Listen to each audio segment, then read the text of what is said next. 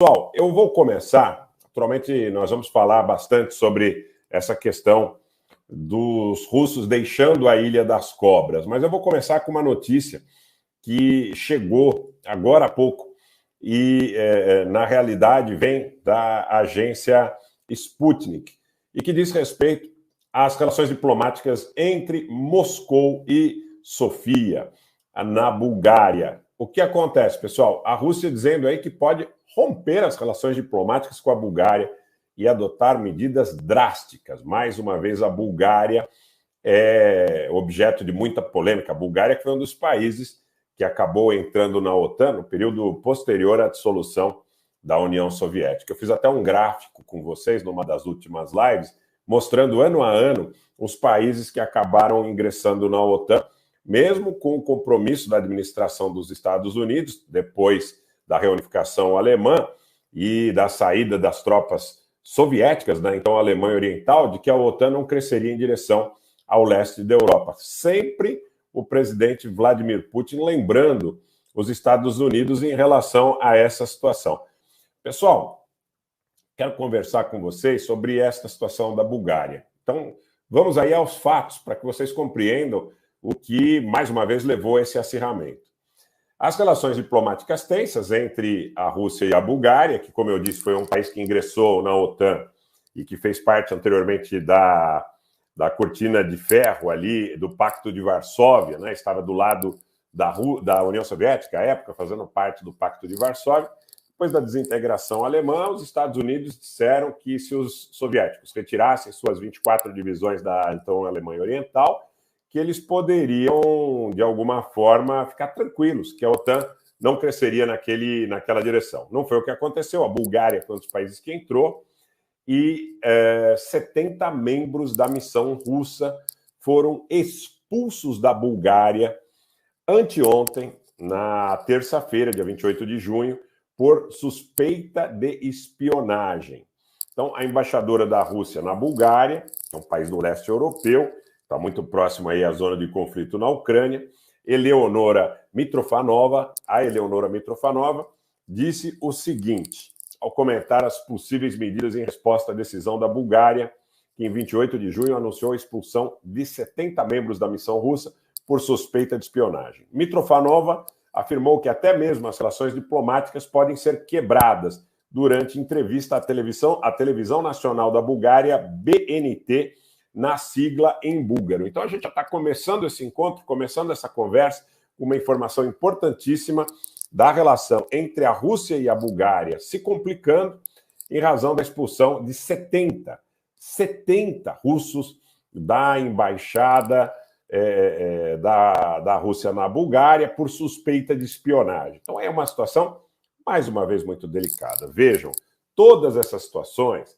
elas vêm de encontro ao que está sendo ou ao que foi conversado nesses 2 dias no encontro da OTAN em Madrid, quando fica muito claro que nem Estados Unidos, nem Grã-Bretanha, nem seus aliados querem que este conflito termine com um desfecho favorável, no entendimento deles, à Federação Russa. Eu estudo nos últimos 2 ou 3 dias, de maneira muito próxima, uma série de repercussões nessa relação das guerras frias travadas pelos Estados Unidos com a União Soviética e depois com a Federação Russa, e vejo que esse é o momento mais difícil, esse é o momento mais crítico destas relações de Guerra Fria, porque num determinado momento eles utilizaram da sua capacidade de produção industrial para, de alguma forma, inibir o poder da União Soviética. No segundo momento, utilizaram dos grandes fluxos de capitais concentrados nos países membros, tanto da OTAN como da União Europeia, cada um a seu tempo, para, de alguma forma, opor uma certa contenção à União Soviética e depois à Rússia. E agora, gente, com esses fluxos financeiros, tendo muitos deles, inclusive, migrado em direção à República Popular da China, os Estados Unidos, a Grã-Bretanha, seus aliados, o Estado profundo, estão desesperados para, de alguma forma, conseguirem a obtenção do controle do poder político da Rússia. Em um dos momentos históricos mais importantes, eles chegaram até a cogitar a divisão da Rússia em 3 países, explorando ali as questões étnicas, as questões religiosas. A ideia desse complexo industrial militar dos Estados Unidos, o famoso Deep State dos Estados Unidos, era criar uma situação onde a Rússia fosse fragmentada. E a situação ficou cada vez mais difícil nesse sentido, ficou cada vez mais complicada. Eles imaginaram dividir a Rússia em 3 pedaços. Não foi possível. Basicamente, em todas as etapas da Guerra Fria, pelo que eu tenho estudado, nós temos essa expectativa por parte dos Estados Unidos no período todo de Guerra Fria, que é uma situação de diminuição do poder dos Estados nacionais. Isso que era uma coisa... eu percebi o seguinte, que durante muito tempo nós observávamos no período de Guerra Fria que as ações dos países, mesmo quando havia, de alguma forma, essas guerras proxies, os Estados Unidos, de alguma forma, tentavam fragilizar as estruturas dos Estados nacionais.